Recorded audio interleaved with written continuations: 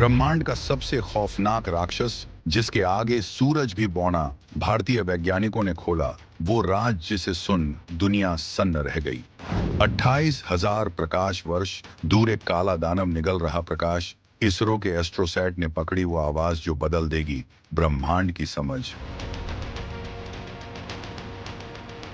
जहां समय थम जाता है और अंतरिक्ष खुद मुड़ जाता है, भारत ने उस रहस्य पर डाला प्रकाश जिससे आइंस्टीन भी हैरान रह गए। ब्लैक होल के अंदर छिपी सिंगुलैरिटी का सच, जहां भौतिकी के सारे नियम हो जाते हैं खत्म। स्पैगेटिफिकेशन से लेकर इवेंट होराइजन तक भारतीय अंतरिक्ष वैज्ञानिकों ने सुलझाई वो पहेली जो दशकों से थी अनसुलझी। ब्रह्मांड के सबसे रहस्यमय और खौफनाक खगोलीय पिंडों में से एक है ब्लैक होल, जिसकी गुरुत्वाकर्षण शक्ति इतनी भयंकर है कि प्रकाश भी इससे बच नहीं सकता। जब कोई विशालकाय तारा अपने जीवन के अंतिम चरण में पहुंचता है और अपने ही वजन के नीचे दब जाता है, तो वो इतना संकुचित हो जाता है कि एक ऐसी जगह बन जाती है जहां से कुछ भी बाहर नहीं निकल सकता। भारत का अंतरिक्ष अनुसंधान संगठन इसरो अपने एस्ट्रोसैट उपग्रह के जरिए GRS 1915+105 नाम की एक अत्यंत शक्तिशाली ब्लैक होल का अध्ययन कर रहा है, जो पृथ्वी से करीब 28,000 प्रकाश वर्ष की दूरी पर स्थित है। इस ब्लैक होल का द्रव्यमान हमारे सूरज से 12 गुना ज्यादा है और ये अपने आसपास की हर चीज को निगलता जा रहा है। इसरो के वैज्ञानिकों ने इस ब्लैक होल से निकलने वाली एक्स-रे किरणों का विश्लेषण करके ऐसी जानकारियां हासिल की हैं जो ब्रह्मांड की समझ को एक नए स्तर पर ले जा सकती हैं। लेकिन सवाल ये है कि आखिर ब्लैक होल के अंदर क्या होता है? क्या वाकई वहां समय रुक जाता है? सिंगुलैरिटी क्या बला है जो सारे भौतिकी के नियमों को तोड़ देती है? इवेंट होराइजन के पार जाने का मतलब क्या है? और क्या इंसान कभी ब्लैक होल में जाकर वापस लौट सकता है? क्या ये ब्रह्मांड के किसी दूसरे हिस्से में जाने का रास्ता हो सकता है?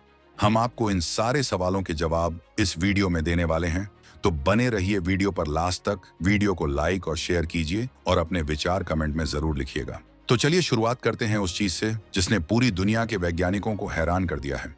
ब्लैक होल की कहानी शुरू होती है एक विशालकाय तारे की मौत से। जब कोई तारा जो हमारे सूरज से कम 20 गुना ज्यादा बड़ा होता है अपना सारा परमाणु ईंधन खत्म कर लेता है, तो उसके केंद्र में होने वाली परमाणु प्रतिक्रियाएं रुक जाती हैं। अब तक जो बाहरी दबाव इस तारे को संतुलित रखता था वो खत्म हो जाता है और तारे का अपना ही गुरुत्वाकर्षण उसे अंदर की तरफ खींचने लगता है।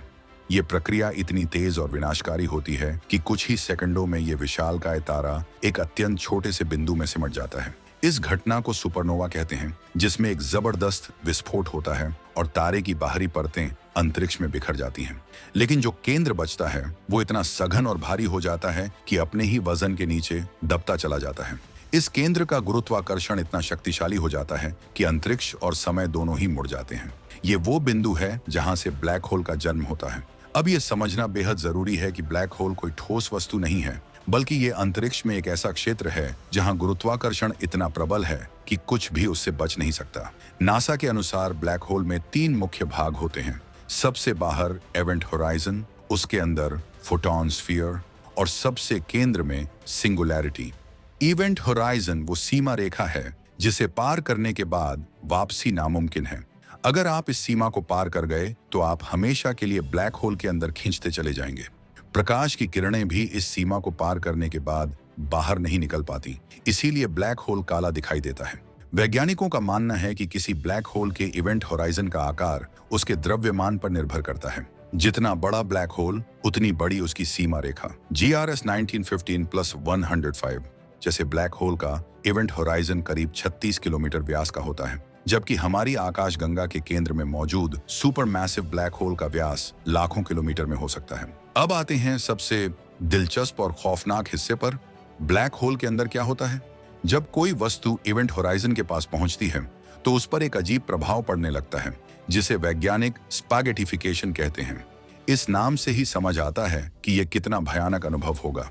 मान लीजिए आप किसी ब्लैक होल की तरफ पैर फैले जा रहे हैं, तो आपके पैरों पर लगने वाला गुरुत्वाकर्षण आपके सिर पर लगने वाले गुरुत्वाकर्षण से कहीं ज्यादा होगा, क्योंकि आपके पैर ब्लैक होल के ज्यादा करीब हैं। इस अंतर के कारण आपका शरीर खींचने लगेगा, बिल्कुल उसी तरह जैसे स्पैगेटी के धागे खींच जाते हैं। आपकी हड्डियां, मांसपेशियां, हर चीज लंबाई में खींचती जाएगी और मोटाई में सिकुड़ती जाएगी। ये प्रक्रिया इतनी दर्दनाक होगी कि आप परमाणुओं के स्तर तक बिखर जाएंगे।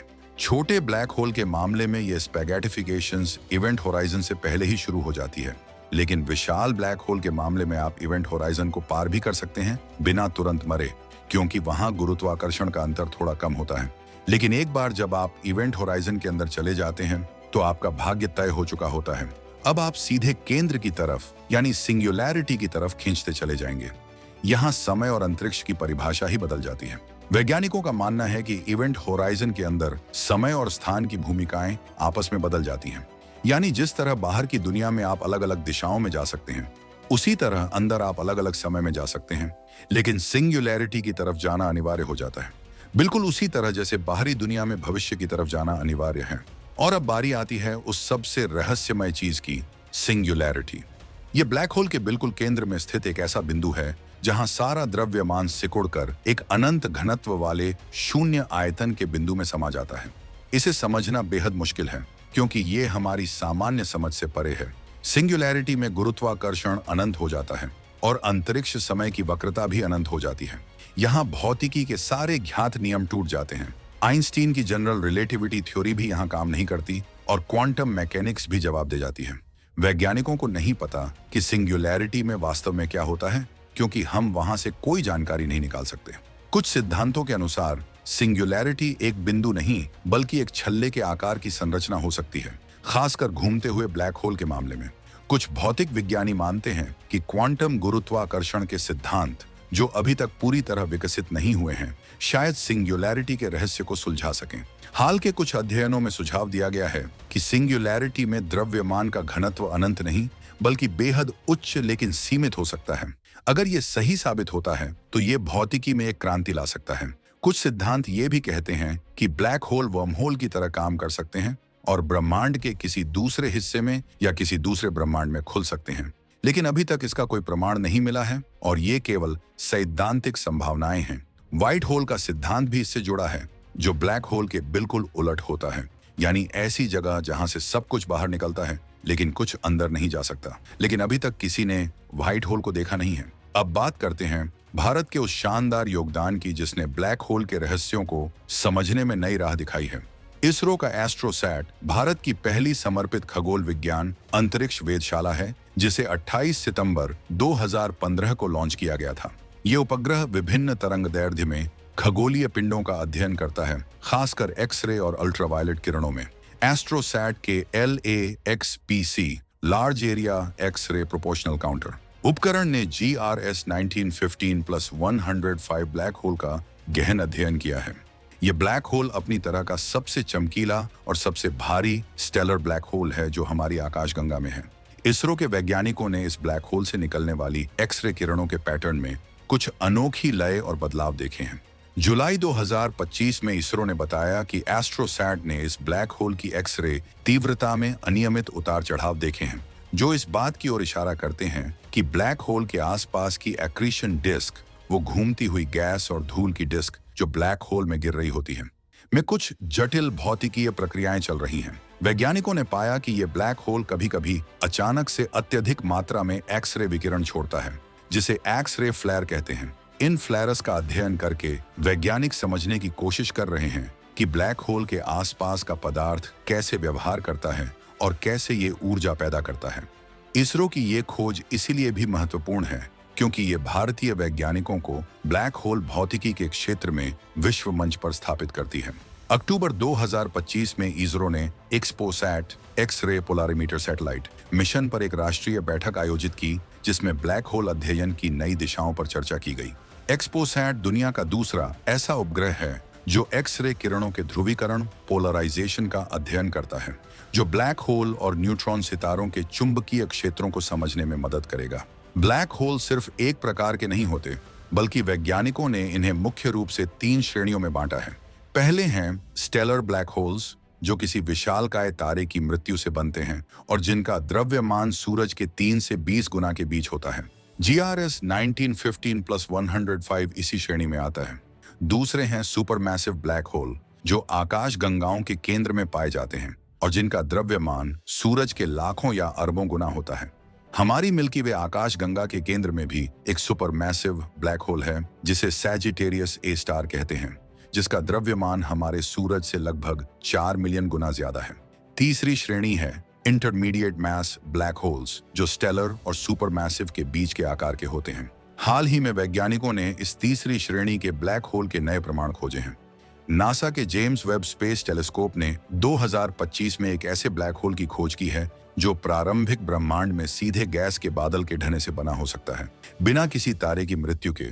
इसे डायरेक्ट कोलैप्स ब्लैक होल कहते हैं। ये खोज बेहद महत्वपूर्ण है क्योंकि ये बताती है कि ब्रह्मांड में सुपरमैसिव ब्लैक होल्स इतनी जल्दी कैसे बन गए। कुछ ब्लैक होल बाइनरी सिस्टम में होते हैं, यानी वो किसी तारे के साथ परिक्रमा करते हैं और उस तारे से पदार्थ खींचते रहते हैं। GRS 1915+105 भी ऐसा ही सिस्टम है। जब ब्लैक होल अपने साथ ही तारे से गैस खींचता है तो वो गैस एक अक्रीशन डिस्क बनाती है जो तेज गति से घूमती है और अत्यधिक गर्म हो जाती है। ये गर्म गैस एक्स-रे और अन्य उच्च ऊर्जा विकिरण छोड़ती है, जिसे हम पृथ्वी से टेलीस्कोप के माध्यम से देख सकते हैं। अगर ये अक्रीशन डिस्क नहीं होती तो हम ब्लैक होल को बिल्कुल नहीं देख पाते, क्योंकि वो खुद तो कोई प्रकाश नहीं छोड़ते। एक और रोचक बात यह है कि ब्लैक होल से जेट्स भी निकलती हैं। जब पदार्थ ब्लैक होल में गिरता है तो कुछ हिस्सा ब्लैक होल के चुंबकीय क्षेत्र और घूर्णन के कारण दोनों ध्रुवों से प्रकाश की गति के करीब की रफ्तार से बाहर फेंक दिया जाता है। ये जेट्स हजारों प्रकाश वर्ष लंबी हो सकती हैं और इतनी शक्तिशाली होती हैं कि पूरी आकाश गंगाओं को प्रभावित कर सकती हैं। इवेंट होराइजन टेलीस्कोप नामक एक अंतरराष्ट्रीय प्रोजेक्ट ने 2019 में पहली बार किसी ब्लैक होल की तस्वीर ली थी। वो M87 आकाश गंगा के केंद्र में स्थित एक विशाल ब्लैक होल था, जिसका द्रव्यमान हमारे सूरज से 6.5 अरब गुना ज्यादा है। उस तस्वीर में एक काली डिस्क दिखाई दी थी जो इवेंट होराइजन की शैडो थी और उसके आसपास चमकती हुई अक्रीशन डिस्क थी। ये मानवता के लिए एक ऐतिहासिक क्षण था, क्योंकि पहली बार हमने किसी ब्लैक होल को सीधे देखा था। हाल ही में 2025 में वैज्ञानिकों ने दो विशाल ब्लैक होल के टकराने की घटना को समझाने में सफलता पाई है। जब दो ब्लैक होल आपस में टकराते हैं और मिल जाते हैं तो वो गुरुत्वाकर्षण तरंगें पैदा करते हैं जो अंतरिक्ष समय में लहरें बनाती हैं। इन तरंगों को पृथ्वी पर LIGO जैसे उपकरणों से पकड़ा जाता है। वैज्ञानिकों ने पाया कि कुछ ब्लैक होल इतने विशाल हैं कि उनका आपस में मिलना सैद्धांतिक रूप से नामुमकिन लगता था, लेकिन अब वो इस रहस्य को सुलझाने में कामयाब हुए हैं। अब सवाल ये उठता है कि क्या हम कभी ब्लैक होल के अंदर जाकर देख सकते हैं? सैद्धांतिक रूप से अगर आप किसी बहुत बड़े ब्लैक होल के इवेंट होराइजन को पार करते हैं तो हो सकता है कि आपको तुरंत स्पेगेटिफिकेशन न हो और आप कुछ देर जीवित रहें, लेकिन बाहर के किसी भी व्यक्ति को आप कभी वापस नहीं मिलेंगे और न ही आप उन्हें कोई संदेश भेज पाएंगे। उनके लिए समय की धीमेपन के कारण आप इवेंट होराइजन पर हमेशा के लिए जम जाएंगे और कभी अंदर नहीं जा पाएंगे, लेकिन आपके अपने नजरिए से आप अंदर चले जाएंगे और कुछ ही समय में सिंगुलैरिटी तक पहुंच जाएंगे। स्टीफन हॉकिंग ने 1974 में एक क्रांतिकारी सिद्धांत दिया था जिसे हॉकिंग रेडिएशन कहते हैं। इस सिद्धांत के अनुसार ब्लैक होल पूरी तरह से काले नहीं हैं, बल्कि वो धीरे धीरे विकिरण छोड़ते हैं और समय के साथ अपना द्रव्यमान खोते जाते हैं। ये क्वांटम प्रभाव के कारण होता है, जहां इवेंट होराइजन के पास कण प्रतिकण जोड़े बनते हैं और उनमें से एक ब्लैक होल में गिर जाता है जबकि दूसरा बाहर निकल जाता है। इस तरह अरबों खरबों साल बाद एक ब्लैक होल पूरी तरह से वाष्पित हो सकता है, लेकिन सामान्य आकार के ब्लैक होल के लिए ये समयावधि ब्रह्मांड की वर्तमान आयु से कहीं ज्यादा है। हॉकिंग रेडिएशन से एक विरोधाभास भी पैदा होता है जिसे इंफॉर्मेशन पैराडॉक्स कहते हैं, क्योंकि क्वांटम सिद्धांत कहता है कि जानकारी कभी नष्ट नहीं होती, लेकिन ब्लैक होल में गिरने वाली हर चीज की जानकारी खो जाती दिखती है। ये भौतिकी का एक बड़ा अनसुलझा सवाल है। ब्लैक होल का अध्ययन सिर्फ वैज्ञानिक जिज्ञासा नहीं है, बल्कि ये हमें ब्रह्मांड की उत्पत्ति, विकास और भविष्य को समझने में मदद करता है। सुपरमैसिव ब्लैक होल्स का आकाश गंगाओं के निर्माण और विकास में महत्वपूर्ण भूमिका रही है। वैज्ञानिकों का मानना है कि लगभग हर बड़ी आकाश गंगा के केंद्र में एक सुपरमैसिव ब्लैक होल होता है। ये ब्लैक होल अपनी आकाश गंगा में तारों के बनने की दर को नियंत्रित करते हैं। जब ये बहुत ज्यादा पदार्थ निगलते हैं तो इनसे निकलने वाली जेट्स और विकिरण आसपास की गैस को गर्म कर देते हैं, जिससे नए तारे बनने की प्रक्रिया धीमी हो जाती है। प्रारंभिक ब्रह्मांड में कैसे इतने बड़े ब्लैक होल इतनी जल्दी बन गए, ये एक रहस्य बना हुआ है। जेम्स वेब स्पेस टेलीस्कोप ने 2025 में ऐसे कई सुपरमैसिव ब्लैक होल्स खोजे हैं जो बिग बैंग के मात्र कुछ 100 मिलियन साल बाद ही अस्तित्व में थे। ये खोजें बताती हैं कि ब्लैक होल के बनने और बढ़ने की प्रक्रिया हमारी सोच से ज्यादा तेज और जटिल है। कुछ वैज्ञानिकों ने तो ये भी सुझाव दिया है कि क्या हम खुद एक विशाल ब्लैक होल के अंदर रह रहे हैं? क्या हमारा पूरा ब्रह्मांड किसी बड़े ब्रह्मांड के ब्लैक होल का अंदरूनी हिस्सा हो सकता है? ये अत्यंत सैद्धांतिक विचार हैं और इनके कोई ठोस प्रमाण नहीं हैं, लेकिन ये दिखाते हैं कि ब्लैक होल कितने गहरे दार्शनिक और वैज्ञानिक सवाल उठाते हैं। भारतीय वैज्ञानिकों का योगदान ब्लैक होल अनुसंधान में लगातार बढ़ रहा है। एस्ट्रोसैट के अलावा भारतीय खगोलविद दुनिया भर के टेलीस्कोप और अंतर्राष्ट्रीय सहयोग परियोजनाओं में हिस्सा ले रहे हैं। LIGO इंडिया परियोजना, जो महाराष्ट्र में बनाई जा रही है, गुरुत्वाकर्षण तरंगों का पता लगाने में मदद करेगी और ब्लैक होल के टकराने की घटनाओं को और बेहतर तरीके से समझने में योगदान देगी। भारत अगली पीढ़ी के अंतरिक्ष मिशनों की तैयारी कर रहा है, जो ब्रह्मांड के सबसे रहस्यमय पहलुओं को उजागर करेंगे। इसरो का भविष्य का आदित्य L1 सूर्य मिशन और अन्य गहरे अंतरिक्ष मिशन न केवल ब्लैक होल बल्कि न्यूट्रॉन सितारों, पल्सर और अन्य अत्यधिक ऊर्जा वाली खगोलीय घटनाओं का अध्ययन करेंगे। युवा भारतीय वैज्ञानिक और शोधकर्ता खगोल भौतिकी के क्षेत्र में विश्व स्तर पर अपनी पहचान बना रहे हैं। IIT, IISER, TIFR और अन्य संस्थानों में ब्लैक होल भौतिकी पर शोध हो रहा है। GRS 1915+105 के अध्ययन से मिले आंकड़े दुनिया भर के वैज्ञानिकों के लिए उपलब्ध कराए जा रहे हैं, जिससे ये एक वैश्विक सहयोग बन रहा है। भारत का लक्ष्य अगले दशक में अंतरिक्ष विज्ञान के क्षेत्र में एक प्रमुख शक्ति बनना है और ब्लैक होल अनुसंधान इस यात्रा का एक महत्वपूर्ण हिस्सा है। तो अंततः ब्लैक होल क्या है? वो ब्रह्मांड की सबसे चरम परिस्थितियों की प्रयोगशालाएं हैं। वो हमें बताते हैं कि गुरुत्वाकर्षण, अंतरिक्ष और समय की सीमाएं कहां तक जाती हैं। वो हमें दिखाते हैं कि हमारी भौतिकी का ज्ञान अभी अधूरा है और हमें अभी बहुत कुछ सीखना बाकी है। ब्लैक होल के अंदर क्या है, ये सवाल शायद पूरी तरह से कभी हल नहीं हो पाएगा, क्योंकि हम वहां से कोई जानकारी नहीं निकाल सकते। लेकिन हर नई खोज, हर नया अवलोकन हमें उस रहस्य के थोड़ा और करीब ले जाता है। इसरो के एस्ट्रोसैट और एक्सपोसैट जैसे मिशन भारत को इस वैश्विक खोज में एक महत्वपूर्ण खिलाड़ी बना रहे हैं। हमारे वैज्ञानिक उन सवालों के जवाब खोज रहे हैं जो सदियों से मानवता को परेशान करते रहे हैं। हम कहां से आए, ब्रह्मांड कैसे काम करता है और हमारा अंतिम भाग्य क्या है? ब्लैक होल इन सभी सवालों की कुंजी हो सकते हैं। जैसे जैसे हमारी तकनीक बेहतर होती जाएगी, हम इन रहस्यमय पिंडों के और करीब जा पाएंगे। कौन जानता है, शायद एक दिन हम सिंगुलैरिटी के रहस्य को भी सुलझा लें या फिर वर्म होल के जरिए अंतरतारकीय यात्रा का रास्ता खोज लें। फिलहाल ब्लैक होल ब्रह्मांड के सबसे बड़े रहस्यों में से एक बने रहेंगे और हर नई खोज हमें सिर्फ और ज्यादा सवाल देती है। आपको ये जानकारी कैसी लगी? क्या आपको लगता है कि ब्लैक होल के अंदर कोई दूसरा ब्रह्मांड हो सकता है? क्या समय यात्रा संभव है? अपने विचार कमेंट में जरूर साझा कीजिए और रुकिए, अगले वीडियो में हम आपको बताएंगे कि कैसे भारत अपने भविष्य के अंतरिक्ष मिशनों से ब्रह्मांड के उन रहस्यों को सुलझाने जा रहा है जिन्हें आज तक कोई नहीं सुलझा सका। कैसे इसरो की योजना मंगल और शुक्र पर मानव मिशन भेजने की है और कैसे भारतीय वैज्ञानिक डार्क मैटर और डार्क एनर्जी के रहस्यों को खोलने के करीब पहुंच रहे हैं। उस रोमांचक कहानी को जानने के लिए हमारे चैनल को सब्सक्राइब करना बिल्कुल मत भूलिएगा और बेल आइकन दबाना न भूलें। जय हिंद, जय विज्ञान।